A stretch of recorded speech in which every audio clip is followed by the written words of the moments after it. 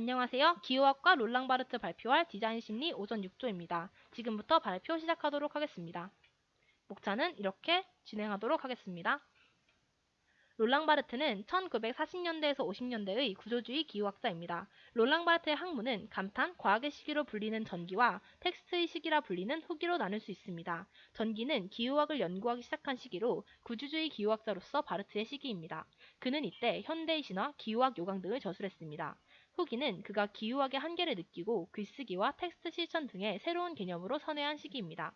그러나 바르트의 이론이 후기로 가며 전환되었습니다. 저희는 이 발표를 통해 그의 초기작인 현대의 신화를 중심으로 바르트의 초기 이론을 살펴보고자 합니다.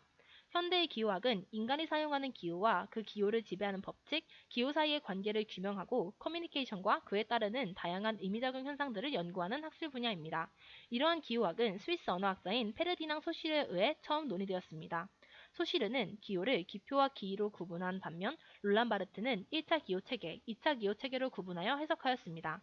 1957년 그가 기술한 현대의 신화는 언어활동에 대한 최초의 기호학적 분석서를 목적으로 쓰여졌습니다.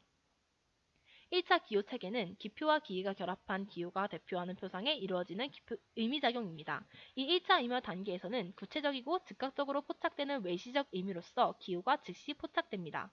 무엇이, 누가 묘사되었는가로 외시적 혹은 명시적 의미의 기호는 표면적인 의미, 막연한 형태로 수용자에게 습득되어 일반적인 느낌이나 가능성으로만 존재하게 됩니다. 이 단계에서는 아직 신화가 만들어지지 않습니다. 2차 기호 체계는 1차 의미와 단계의 기호에 수용자의 감정이나 평가가 개입하는 단계라고 할 수 있습니다. 수용자는 자신의 경험, 기억을 기반으로 문화적 맥락에 의해 기호를 주관적으로 해석하게 되는데 이렇게 생성된 의미를 공시적 혹은 함축적 의미라고 부릅니다. 공시적, 함축적 의미는 사용자의 수사학적 장치인 도상, 은유, 상징에 의해 생성됩니다. 기호의 의미를 자연스럽게 받아들이기 위해서는 기호의 의미에 사회적 통념과 이데올로기가 적극적으로 개입되어야 합니다. 바르트는 기표와 기의가 결합하여 새로운 기표가 형성되는 것을 의미작용이라 설명합니다. 2차적 의미 체계에서의 기표와 기의의 결합이 끝나면 마침내 기호는 신화로 거듭나게 됩니다. 여기서 바르트가 말하는 신화란 그가 부르주아적 규범을 오용하는 기호들을 비판하기 위해 사용한 용어인데요. 그는 신화를 한 사회의 권력과 지배계급이 그들의 이데올로기를 유지하고 강화하는 담론의 생성과 유포의 이해관계를 정정하는 수단으로 보았습니다. 즉, 바르트는 무엇이든 보이는 그대로를 믿지 않을 것을 강조하기 위해 신화라는 개념을 만들어냈다고 볼 수 있습니다. 롤랑 바르트의 이론을 정리하면 시작적인 기표를 통해 명시적인 1차 기의를 파악하고 이를 바탕으로 2차적인 함축적 의미를 분석해 그 이면에 내재되어 있는 신화를 도출하는 것입니다. 바르트는 신문기사, 영화, 광고, 잡지 등 다양한 대중문화들 내부에 신화가 담겨 있다고 말했습니다. 저희는 이러한 그의 이론을 바탕으로 일상의 기호를 해석해봤습니다. 텍스트를 언어와 비언어 영역의 범주에서 보았으며 상징적 이미지가 전달하고자 하는 메시지를 대비, 역설, 연상, 반복 4가지 표현 방식으로 구분했습니다. 이제 이러한 롤렁바르트의 이론을 적용시켜 일상의 기호를 해석해보도록 하겠습니다. 저희가 처음에 분석한 사례는 생과 치료의 행방불명이라는 포스터입니다. 이 영화 포스터는 텍스트와 이미지로 나누어서 분석하였고 지금 보시는 표는 이미지를 기호 해석한 표입니다. 이 포스터의 1차적 기표와 기의는 애니메이션 영화 포스터라는 것, 어두운 배경에 소녀와 돼지 이미지라는 기의를 얻을 수 있습니다.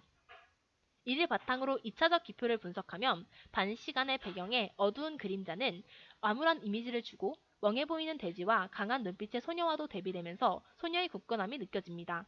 이런 과정을 통해 저희는 소녀가 암울한 현실 속에서 굳세게 일하며 고난을 이겨내는 영화일 것 같은 신화를 볼 수 있습니다. 다음으로 이 표는 제목 로고의 비언어적 영역을 기호 해석한 표입니다.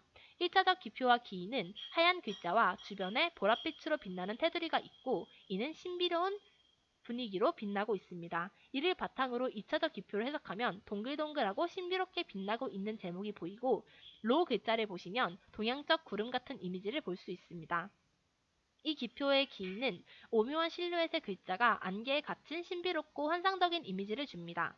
이를 통해 현실과 다른 곳에서 벌어지는 신비롭고 환상적인 영화일 것 같은 신화를 알 수 있습니다. 다음으로 볼 생과 치료의 행방불명을 기호 해석한 이 표는 텍스트의 기호 해석입니다. 생과 치료는 이름이고 행방불명은 길을 잇는다는 것으로 역경이 예상됩니다.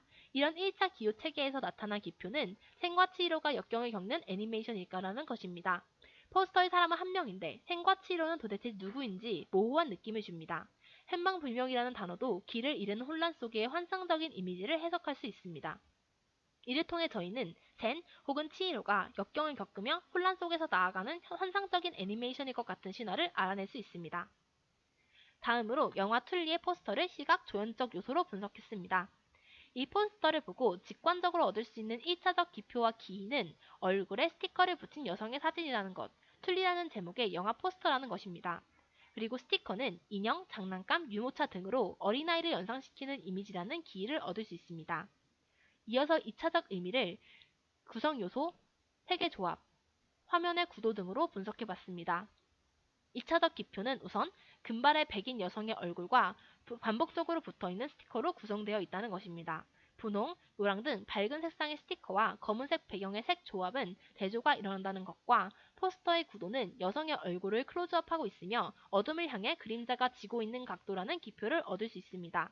이를 통해 반복적인 스티커로 인해 기이한 분위기가 조성되고 있음과 함께 가정의 행복을 상징하는 아이의 밝은 색상에 비해 어두운 포스터의 분위기는 역설적인 이미지를 준다고 해석할 수 있습니다.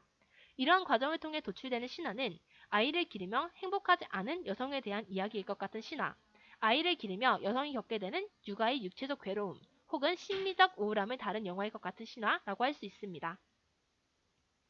세 번째로 저희가 분석한 사례는 예능 프로그램 삼시세끼 로고입니다. 먼저 비언어적 요소입니다.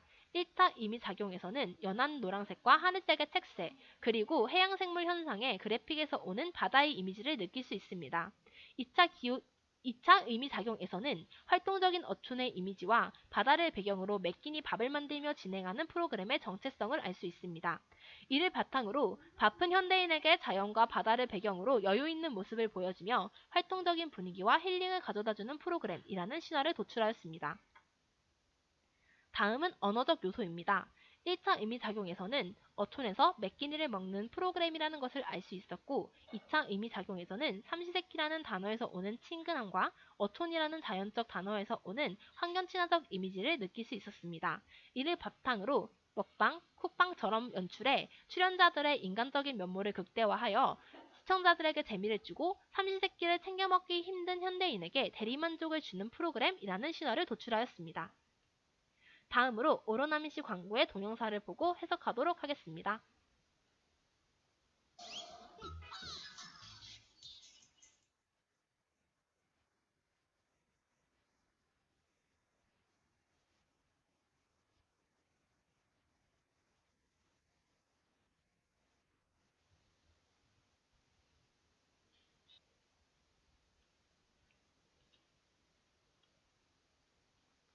1차적인 기표로 도시 배경, 쨍하고 선명한 색상과 춤을 추는 사람들을 볼 수 있습니다. 이를 통해 삭막한 도심 배경과 사무적으로 보이는 밋밋한 옷이 쨍하고 선명한 색상을 사용해 느껴지는 생동감과 몸을 크게 움직여 활기찬 춤을 추는 사람들이 크게 대비되는 기의를 발견할 수 있습니다.